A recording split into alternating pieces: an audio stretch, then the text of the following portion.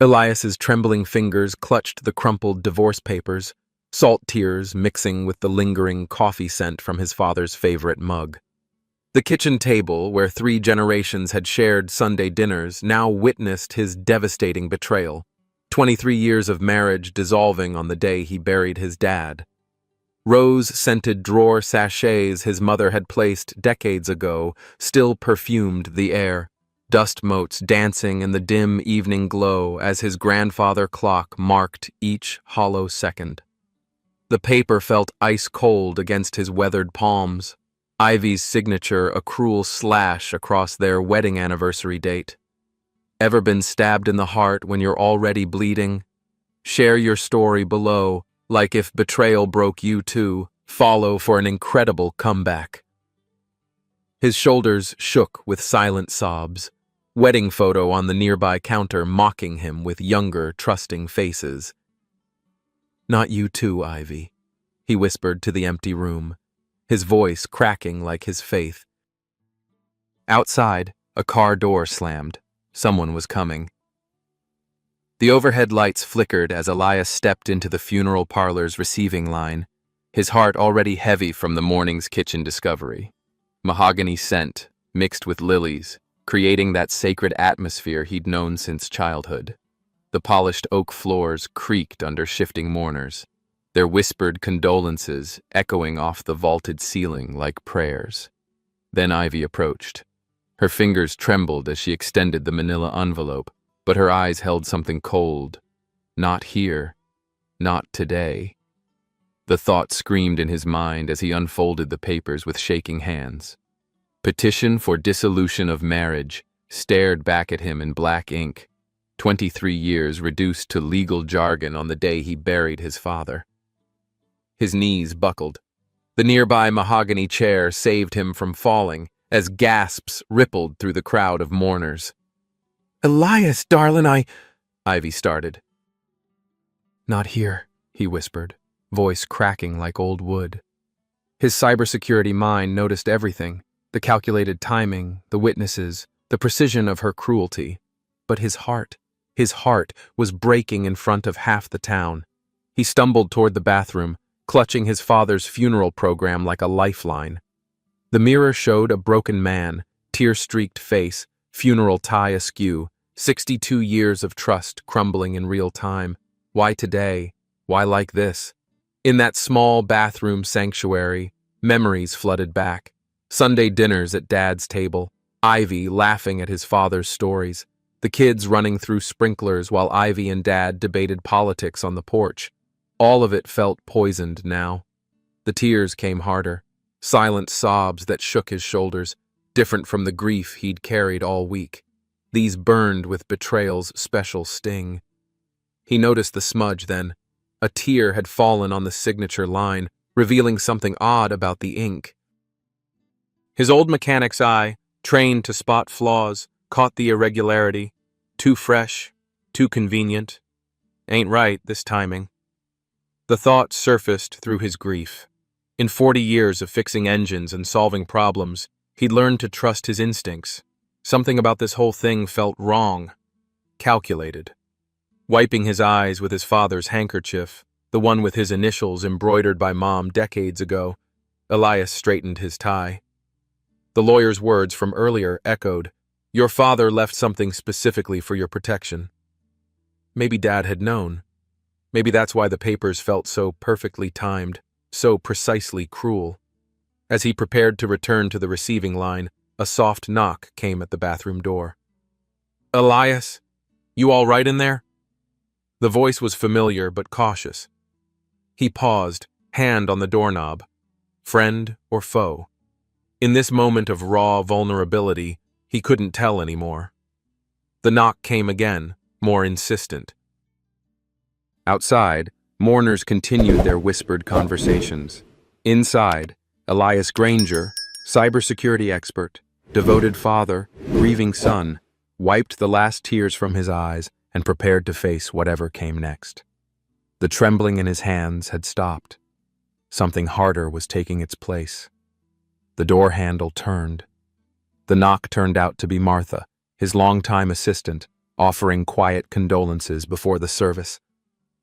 Her worried eyes said more than her words, but Elias managed a nod of thanks. He'd deal with whatever she'd seen later. After the burial, after the casseroles and awkward hugs, Elias returned to an empty house that echoed with absence. The coffee maker still held warmth from morning, back when his biggest worry was eulogizing Dad. Now everything felt different, hollow. He moved through the familiar routine of sorting mail at the kitchen table, where 3 generations had shared Sunday dinners. His fingers paused over a bank envelope marked "Urgent Account Action" in aggressive red letters. The grandfather clock ticked louder in the silence. Inside the envelope, words jumped out like accusations. Account suspension, insufficient funds, immediate action required. His hands trembled as he read. 40 years of careful savings vanished. Can't be right. He dialed the bank with shaking fingers. The automated voice confirmed his worst fear. Joint accounts frozen, credit cards canceled, mortgage payment bounced, decades of financial security gone overnight. A memory surfaced from happier times, setting up that joint account during their engagement. Ivy's laugh as she practiced writing Mrs. Granger on the signature card. They'd been so young, so trusting. "Our future together," she'd whispered, kissing his cheek. The irony tasted bitter now. Elias slumped into Dad's old kitchen chair, feeling the weight of complete financial ruin settling like lead in his chest. And the tears came differently this time, not the sharp shock of the funeral parlor, but a deeper ache. These were tears of exploitation, of trust, systematically destroyed while he'd been caring for his dying father. "How could you, darlin'?" he whispered to the empty kitchen, his voice breaking on the endearment that once meant everything.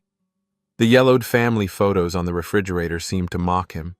Christmas mornings, birthday parties, anniversaries, all those smiles built on lies. His reflection in the toaster's chrome surface showed a man who'd aged 20 years in one day. Then he noticed something else missing. Ivy's antique jewelry box, the one her grandmother left her, gone from the bedroom dresser, not taken in haste or anger, planned, calculated. His tears dried as suspicion sharpened into something harder. Elias walked to Dad's old filing cabinet, running his fingers along the lock. Fresh scratch marks scored the metal around the keyhole. Someone had been searching, but for what? The kitchen felt colder now, shadows lengthening across the checkered tablecloth as evening settled in. Outside, a car engine started and faded into distance. The grandfather clock chimed the hour, each note emphasizing how alone he'd become. Wiping his eyes with Dad's old handkerchief, Elias Granger, betrayed husband, grieving son, systematically robbed man, headed for his father's den. If someone had been digging through their secrets, maybe it was time to do some digging of his own. The floorboards creaked under his determined steps. The den still smelled like Dad. Old Spice cologne and pipe tobacco lingering in the leather chair that perfectly held his father's shape. Elias sank into it, seeking comfort in the familiar creak of worn springs. The single brass desk lamp cast a warm circle of light, pushing back the evening shadows that seemed to press in from every corner. His father's computer hummed quietly on the old oak desk. Elias had avoided it since the diagnosis, too painful to see Dad's digital life frozen in time. But tonight, with scratch marks on filing cabinets and missing jewelry boxes, he needed answers. The password prompt appeared. Elias hesitated, then tried the family birth date, the one Dad used for everything important. The screen unlocked, revealing a desktop he'd never seen before. There, prominently displayed, was a folder labeled "For Elias Only, Urgent." His breath caught. The timestamp showed Dad had created it just 3 days before he died. "What were you trying to tell me, old man?" With trembling fingers, he clicked it open. The first document made his blood run cold. Suspicious meetings. Ivy Arthur Chen, Financial irregularities noted. Page after page of meticulous notes in Dad's careful handwriting, dating back 6 months. Surveillance photos followed. Ivy and Arthur at coffee shops, restaurants, Arthur's office, all taken with Dad's old telephoto lens. Timestamps, locations, even license plate numbers. His father had been building a case. Then came the audio files. Elias's hands shook as he clicked the first recording. Arthur's voice filled the den. The old man's getting suspicious. We need to move faster on the accounts before he figures it out. Ivy's reply cut like a blade. Don't worry about Elias's father. He won't be a problem much longer. The words hit him like a physical blow. Elias doubled over, a sob ripping from his throat, different from the funeral tears, different from the kitchen grief. These were tears of gratitude mixed with devastating realization. Dad had known. Dad had tried to protect him, even while dying. Oh, Dad, he whispered to the empty room, voice breaking. You knew all along. More files revealed the scope of their planning. College funds emptied, retirement accounts drained, forged signatures on documents he'd never seen. All of it documented with the methodical precision of a man who'd spent his life as an engineer. A final video file waited at the bottom. Dad's gaunt face filled the screen, recorded just days before the end. Son, if you're watching this, then my worst fears have come true. I've tried to warn you, but... His father's voice faded into a coughing fit. Elias clutched the computer screen, tears streaming down his face. Outside, a shadow moved past the window. Quick, deliberate. Someone was watching the house. The den's warmth suddenly felt like a trap. Elias barely slept. By 2 a.m., he was back in his home office, multiple monitors casting harsh blue light across his tear-stained face. The shadow at the window had vanished when he'd looked again, but the message was clear. They were watching. Well, two could play that game. His cybersecurity expertise, honed over decades of protecting corporate networks, now served a more personal mission. The coffee grew cold as he worked, fingers flying across keyboards with methodical precision. Dad's files were just the beginning. The encryption on the remaining folders broke easily. Dad had used Mom's maiden name as the secondary password. Typical engineer, Dad always had a backup plan. What Elias found made his stomach turn. Spreadsheets detailed the systematic theft spanning 6 months. Sarah's college fund, $47,000, emptied through forged withdrawal forms. Marcus's education account, $35,000, drained via electronic transfers he'd never authorized. His own retirement savings, $340,000, moved to offshore accounts in increments small enough to avoid automatic bank alerts. 40 years of saving, he whispered to the empty office. Gone. But it was the forged documents that triggered his rage. His signature, perfectly replicated on power of attorney papers dated during Dad's worst hospital days. Days when he'd barely left the ICU. Arthur's handwriting analysis software, the same program Elias had recommended for the company, had been used to practice his signature until it was flawless. The irony burned like acid. His hands shook as he called his cybersecurity team's nightline. Mike, it's Elias. I need a full forensic analysis on some files. Personal matter. No, it can't wait. While Mike worked remotely to verify the evidence, Elias discovered more. Credit cards opened in his name, loans against the house he'd paid off 5 years ago. Even Dad's funeral expenses had been charged to accounts Elias had never seen.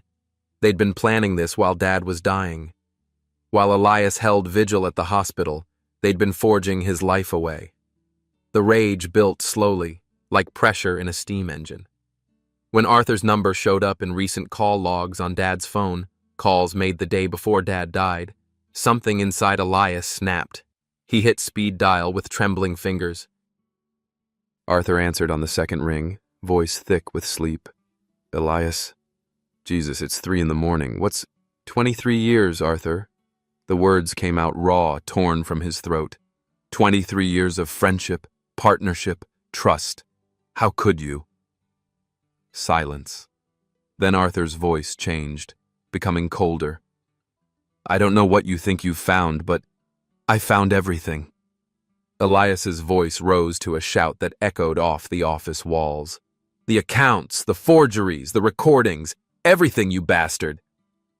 Arthur's laugh was bitter. You always were too trusting, Elias. Too focused on doing the right thing to see what was right in front of you. Dad knew.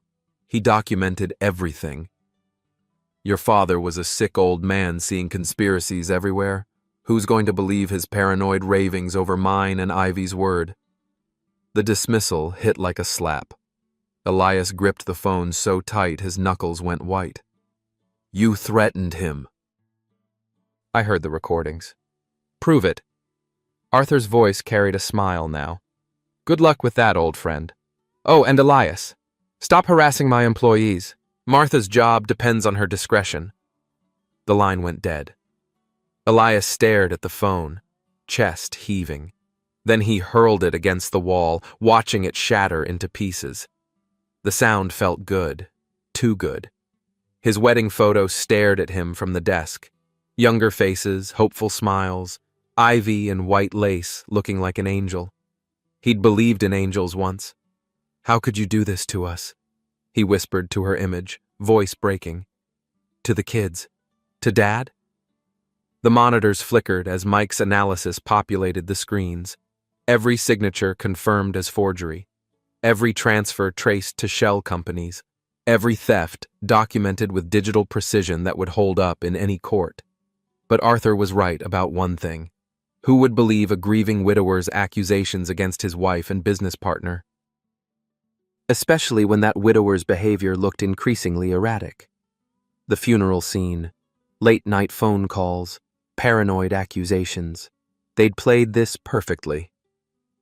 A new email pinged on his secure server. Martha's personal account. They're moving faster. Arthur called emergency board meeting for tomorrow. Says you're having a breakdown. I'm trying to help, but I'm scared. They know I talked to you. Elias's blood ran cold. They weren't just stealing his money. They were stealing his company, his reputation, everything he'd built. And Martha, loyal Martha who'd worked for him for 15 years, was caught in the crossfire. Another shadow moved past the window, longer this time, more deliberate. His security cameras showed empty yards, but Elias knew better. Professional surveillance was invisible until it wanted to be seen. Someone was sending a message. We're watching. We know what you know. The rage collapsed into something deeper, colder. Sitting in the blue glow of evidence screens, surrounded by the scattered pieces of his phone and 40 years of betrayed trust, Elias Granger began to plan. They thought they were so clever, playing the long game while he grieved. But they'd made one crucial mistake. They'd underestimated what a man with nothing left to lose could do, and they'd left a trail. In the morning, he'd start following it back to them. Tonight, he'd document everything, every file, every recording, every piece of evidence Dad had died trying to protect. Outside, the shadow moved again. This time, Elias smiled in the darkness. Let them watch. He had work to do. The virus hit at 4:17 a.m. Elias watched in horror as his backup files corrupted one by one, progress bars mocking him as months of evidence vanished into digital oblivion. The attack was sophisticated, military-grade encryption that turned his own security protocols against him. Someone with serious technical resources wanted his proof gone. No, he whispered, frantically trying recovery protocols he'd designed himself. Nothing worked.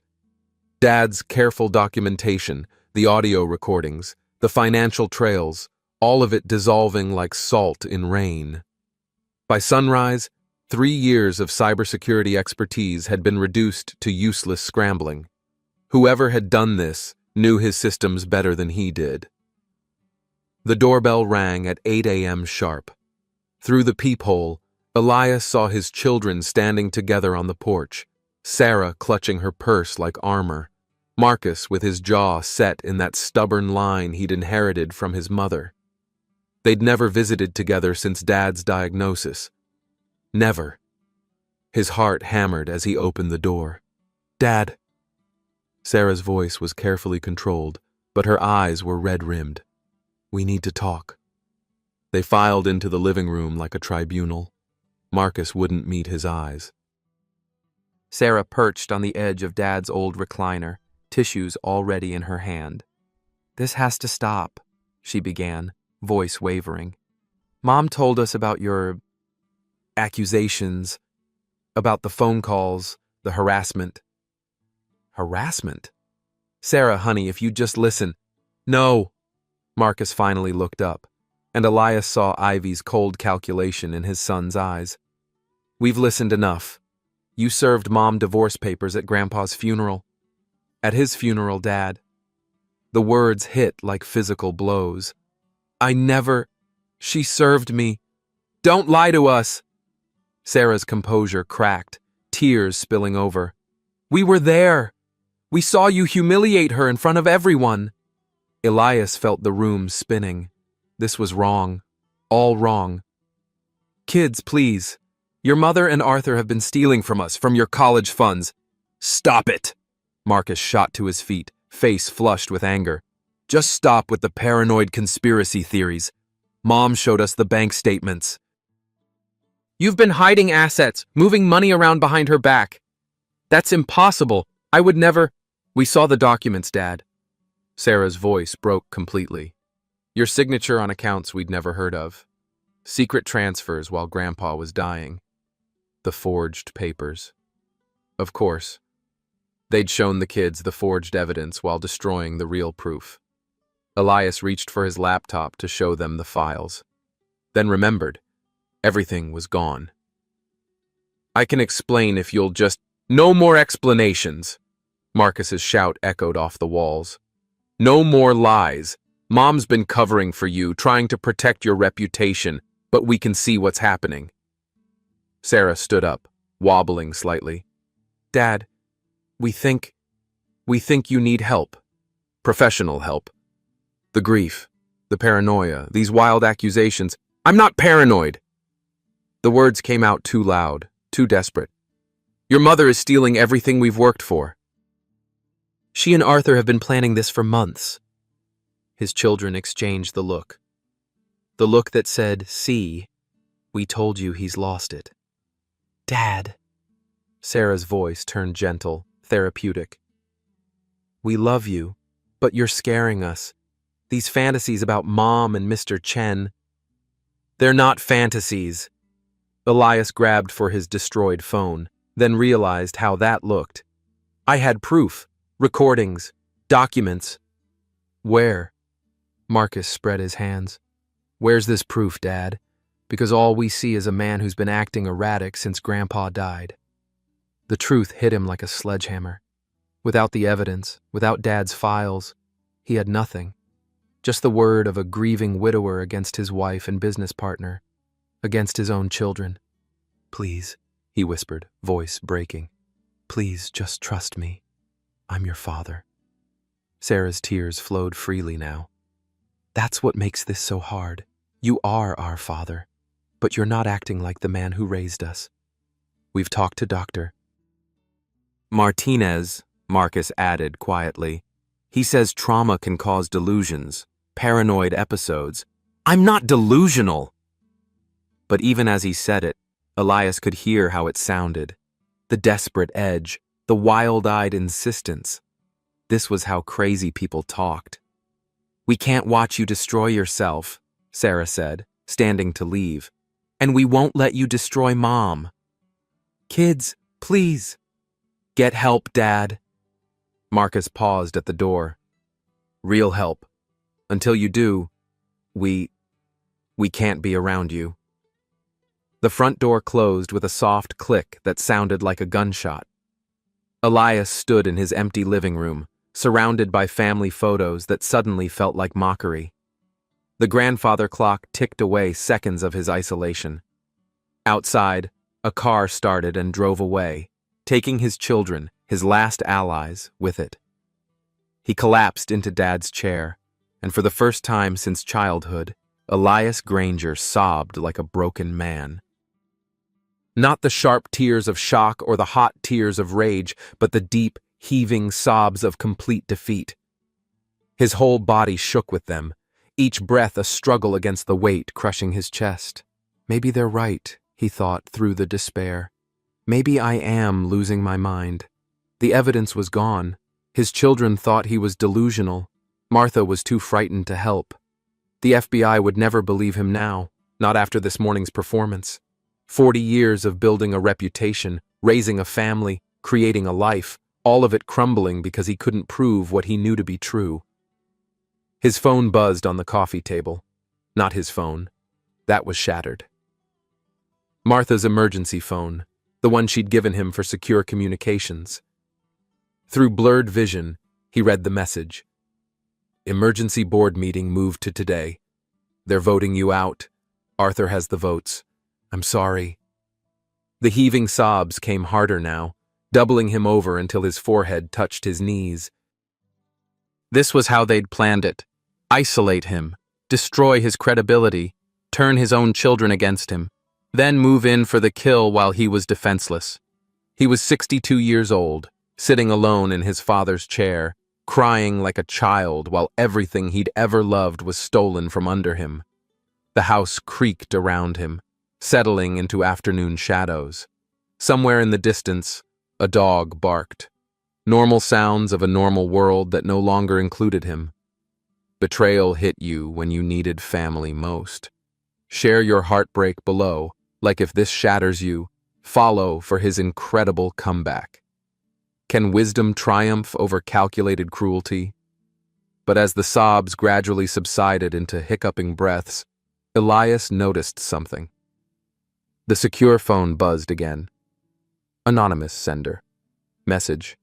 Your father would be proud of your perseverance. Check your email. Trembling fingers opened his encrypted account, the one only 3 people knew about. The email was simple. Truth has many guardians. The vault downtown, box 847. Password, Elias. The righteous. Your father prepared for this day. A friend. Through his tears, Elias began to smile. Maybe the war wasn't over after all. The drive downtown felt like a funeral procession, slow, solemn, weighted with the gravity of last chances. Elias gripped the steering wheel with white knuckles. The anonymous message burned into his memory. Your father prepared for this day. Box 847 at First National's vault facility. A place Elias had never known existed in his father's careful, methodical life. The bank manager, Mrs. Henderson, had known Dad for 40 years. Her sympathetic smile couldn't hide the worry in her eyes as she led Elias through the security protocols. Your father was very specific about the access instructions, she said quietly. Very specific indeed. The vault's fluorescent lights cast harsh shadows as they descended into the basement level. Safety deposit boxes lined the walls like small metal tombs, each holding someone's most precious secrets. Box 847 sat in the corner, larger than most, secured with a lock that looked military-grade. Password? Mrs. Henderson asked, though her tone suggested she already knew this was bigger than a simple inheritance. Elias the Righteous, he said, feeling foolish. Dad's old nickname for him, from when Elias was 8 and refused to keep a dollar he'd found on the playground. The lock disengaged with a solid click. Inside lay manila folders organized with engineer's precision, each labeled in Dad's careful block lettering. But it was the letter on top, marked Read First, when hope is gone, that made Elias's hands tremble. Son, if you're reading this, then my worst fears have come true. Ivy and Arthur have made their move, and you're probably feeling like the whole world has turned against you. I know that feeling. I felt it when your mother was dying and I couldn't save her. But you're not alone. You never were. I've been documenting their conspiracy for 8 months. The files in this box contain everything. Backup recordings they don't know exist, financial trails traced through multiple banks, witness statements from people they thought they'd silenced. Martha Rodriguez has been helping me. She's scared, but she's loyal. Trust her. Agent Rebecca Santos, FBI Financial Crimes Division, has been my contact. Call her directly. She's been building a federal case and needs your cooperation to finish it. Most importantly, your children know. Sarah and Marcus came to me 3 weeks before I died. They'd figured out some of Ivy's plan and were scared for you. I told them to play along, to make Ivy think they believed her lies. They've been gathering evidence from the inside. They love you, son. Never doubt that. Your mother always said you had the strongest heart of anyone she knew. Use that strength now. Use it to fight back. The password for the encrypted files is righteousness always wins. Love always, Dad. P.S. Check the bottom compartment. Your grandfather's service pistol is there, legally registered to you as of last month. I pray you won't need it, but a man has a right to protect his family. Tears streamed down Elias's face. Not the heaving sobs of despair, but tears of profound relief and gratitude. His children hadn't betrayed him. They'd been protecting him. With shaking hands, he opened the first folder. Audio recordings with federal evidence tags. Bank documents traced through 3 states. Witness statements from other victims. A whole network of elderly targets Arthur and Ivy had been systematically robbing. "Oh, Dad," he whispered to the vault's silence. "You beautiful, paranoid, wonderful old man." His secure phone buzzed. Sarah's number. The first time she'd called since the confrontation. "Dad?" Her voice was thick with emotion. We just got word about the board meeting. Are you okay?" The careful tone was gone. This was his daughter. Really his daughter. Not the scripted performance from this morning. "I'm more than okay, sweetheart. I found Grandpa's gift." "Thank God." She started crying. "Dad, I'm so sorry about this morning. We had to make it convincing. Mom's been watching us, listening to our calls. Marcus and I have been pretending to believe her while gathering evidence." "I know, honey. Grandpa told me." We documented everything we could from the inside. The fake board meeting agenda, the forged psychiatric evaluation reports, even recordings of Mom coaching us on what to say to you. Marcus's voice came through on speaker. "Dad, we never doubted you. Not for a second. But we had to play the long game, just like Grandpa taught us." The relief was overwhelming. Elias sank onto the vault's small bench, clutching the phone like a lifeline. "Where are you now?" "Safe house," Sarah said. "Agent Santos has been protecting us since yesterday. Dad, there's something else. Martha's okay. They tried to fire her this morning, but Agent Santos arrested Arthur before he could clean house." "Arthur's arrested?" "Financial fraud, identity theft, conspiracy. The federal charges just keep coming. They raided his office 2 hours ago." The vault suddenly felt warmer, brighter. Elias looked at the remaining files with new eyes. This wasn't just evidence. This was justice, carefully prepared and patiently assembled by a dying man who refused to let evil win. "What about your mother?" Silence. Then Marcus. "Agent Santos says they need more evidence for the conspiracy charges against Mom. The financial crimes are mostly in Arthur's name. She was smart about staying in the shadows." "But we have everything now," Sarah added quickly. "Grandpa's files, our recordings, the federal investigation. She can't hurt you anymore, Dad, Mrs." And Henderson cleared her throat gently. "Mr. Granger, Agent Santos is here. She'd like to speak with you." A tall woman in a crisp FBI jacket entered the vault. her presence immediately commanding respect. "Mr. Granger, I'm Agent Rebecca Santos. Your father was a remarkable man. His evidence has been the foundation of our entire case." She gestured to the files. "What you're holding represents 8 months of meticulous investigation. Your father contacted us when he first suspected the conspiracy. We've been building the federal case ever since. Why didn't he tell me? He wanted to protect you, and frankly, we needed someone on the inside who could act naturally. Your grief was real, your reactions authentic. It made their confidence grow, made them sloppy." Agent Santos pulled out her own folder. "Arthur Chen was arrested 3 hours ago. We have enough evidence to put him away for 20 years. Mrs. Granger is in custody for questioning, though her charges may be lighter due to plea negotiations. The children are safe and have been cooperating fully. Your son Marcus has a natural talent for surveillance, by the way. The recordings he made are admissible in court." Elias laughed, for the first time in weeks. The sound echoed off the vault walls like music. "Dad always said Marcus was sneaky. Your father saved not just your family, Mr. Granger. This conspiracy extended to 12 other elderly victims across 3 states. Your evidence will help us recover nearly $2 million in stolen assets." The weight of the last few days began lifting from his shoulders. Not just the money, not just the vindication, but the profound relief of knowing he wasn't alone. He'd never been alone. "There's one more thing," Agent Santos said with a small smile. "Your board meeting. It never happened. We arrested Arthur before he could call it. Your company is safe, your reputation intact. Martha? Back at work, probably fielding congratulations calls about now.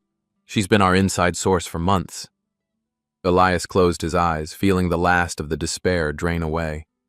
When he opened them, the vault looked different, not like a tomb, but like a treasury, a place where love and wisdom had been stored against the darkest day.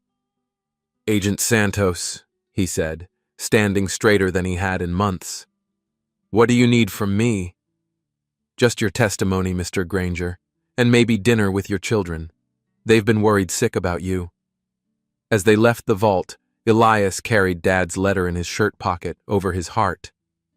The old man's voice seemed to whisper in the fluorescent-lit hallway.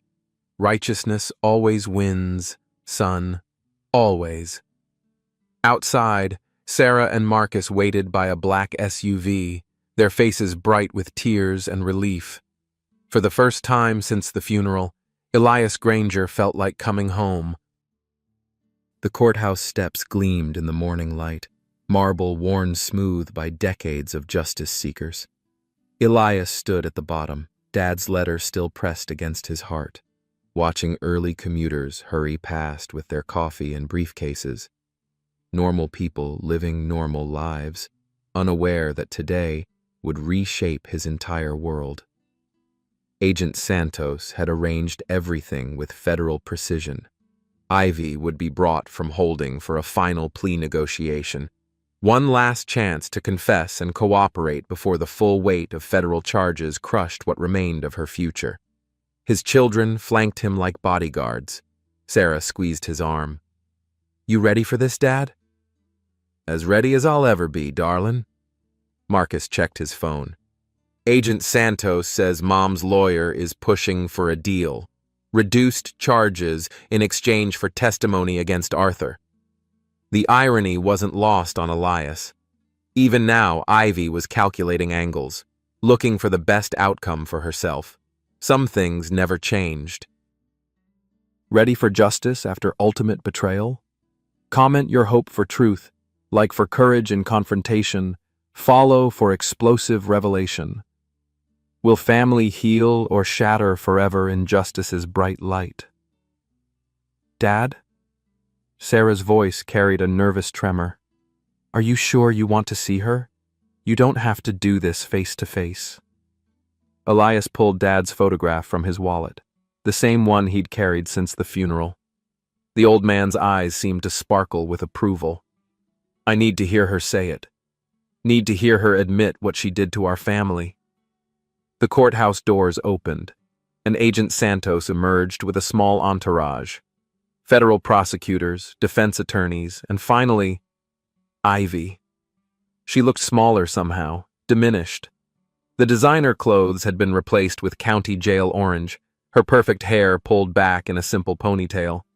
But when her eyes met Elias's across the courthouse plaza, he saw the same cold calculation that had served divorce papers at his father's funeral. "Mr. Granger," Agent Santos called. "We're ready." As they climbed the marble steps, Elias felt the weight of every choice that had led to this moment. The late nights at Dad's bedside, the trust he'd placed in a woman who'd shared his bed for 23 years, the children who'd risked everything to protect him. "Whatever happens in there," he told Sarah and Marcus, "I want you to know how proud Grandpa would be. How proud I am." "We love you, Dad," Marcus said simply. The courthouse doors swung open to reveal polished corridors and the machinery of justice. Somewhere in those halls, the truth would finally have its day.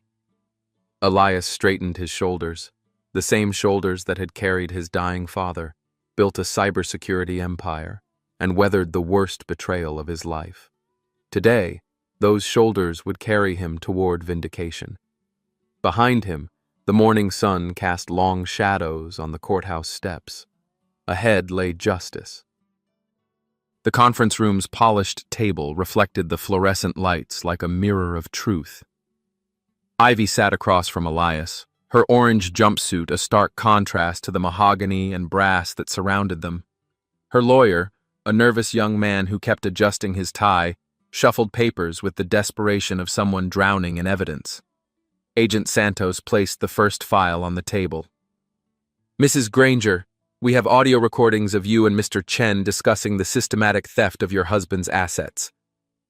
Ivy's chin lifted defiantly. "I don't know what you think you heard, but..." Your father-in-law's voice played from hidden speakers. "The old man's getting suspicious. We need to move faster on the accounts before he figures it out." Then Ivy's own voice, cold as winter. "Don't worry about Elias's father. He won't be a problem much longer." The color drained from Ivy's face. Her lawyer leaned forward. "Agent Santos, my client is prepared to cooperate fully in exchange for..." "No deals," Agent Santos said firmly. "Not anymore."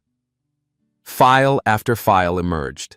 Bank records showing systematic theft, forged documents bearing Elias's signature, witness statements from 12 other elderly victims across 3 states. Each piece of evidence landed like a hammer blow. But it was Sarah's recording that broke Ivy completely. "This is from last Tuesday," Sarah said, her voice steady despite her tears. "When you thought I was asleep." Ivy's voice filled the room, slurred with wine and arrogance. "Your father's weak, Sarah. Always has been. All that righteousness, all that honor, it made him easy to fool.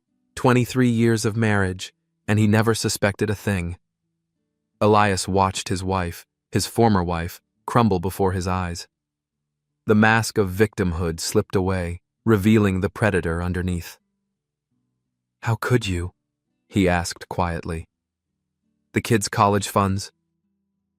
"Dad's funeral expenses charged to secret accounts. While I was holding vigil at his deathbed, you were stealing our future." Ivy's eyes flashed with the old venom. "You want to know how? Because you were so busy being the perfect son, the perfect husband, the perfect everything. You never saw what was right in front of you." "I saw love," Elias replied. "I saw the woman I thought I'd married." "That woman never existed." Ivy's laugh was bitter. "She was just a role I played, and you were so desperate to believe in her you made it easy." Agent Santos stood.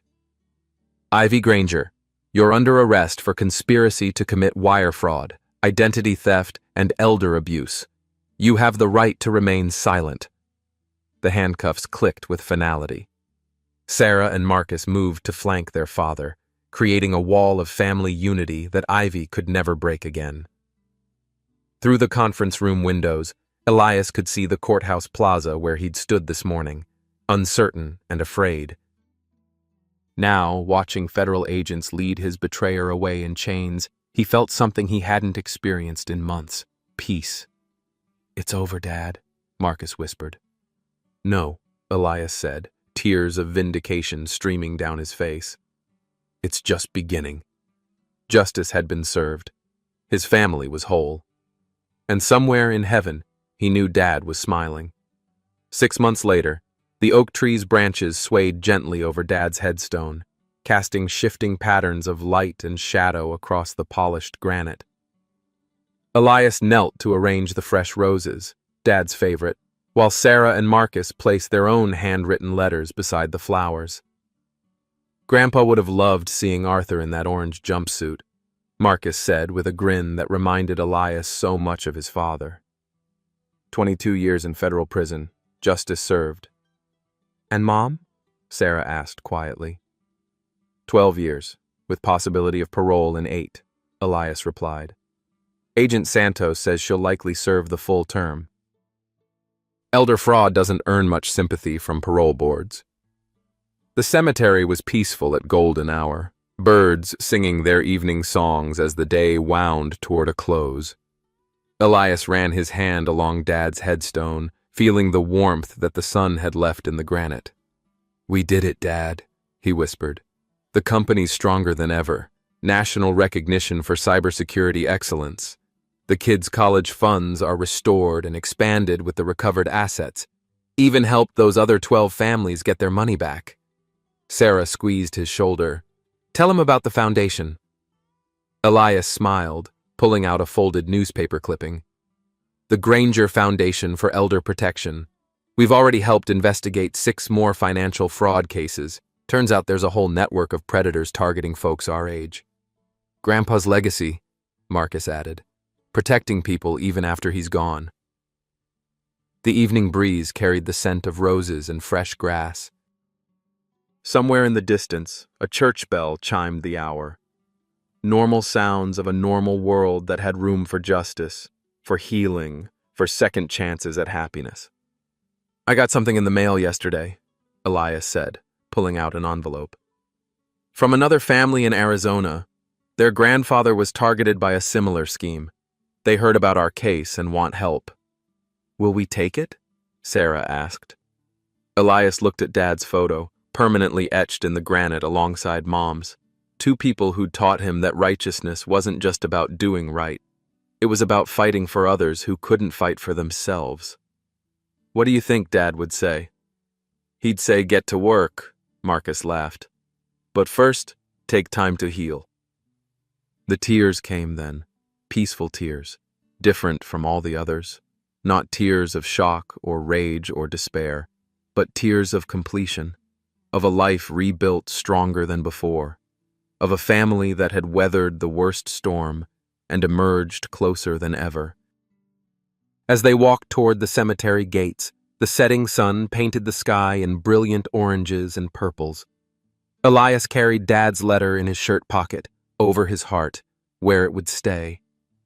Behind them, the oak tree's leaves rustled in the evening wind, sounding almost like whispered approval. Tomorrow would bring new challenges, new families to help, new purposes to pursue. Tonight, Elias Granger was simply a man at peace with his world, walking home with his children under a sky full of promise. Folks, you've sat in that quiet kitchen at 3 in the morning, haven't you? Coffee growing cold in your hands while your heart wrestles with a truth you never wanted to face. Maybe it was a letter that didn't feel right, or a phone call that came at the wrong time, or just that nagging feeling that the person you trusted most was keeping secrets. You know that ache, darling. We all do. Betrayal cuts deepest when it comes from those closest to our hearts. Trust breaks like old wood, sudden, sharp, leaving splinters that catch you for months afterward. In your own den, surrounded by family photos and memories of better times, you felt that crack, ain't you? The moment when everything you believed about someone crumbles like autumn leaves. The tears come different then, not just sadness, but the bone-deep hurt of discovering that love you thought was real was just an act. But here's what I've learned watching folks like Elias find their way through the darkness. You're tougher than you know. That wisdom you've earned through decades of living, it's not just for show. Those instincts that whisper, something ain't right, they're gifts wrapped in years of experience. When the young ones dismiss your concerns, when the world tries to make you feel foolish or paranoid, remember this: your gut knows things your heart don't want to believe.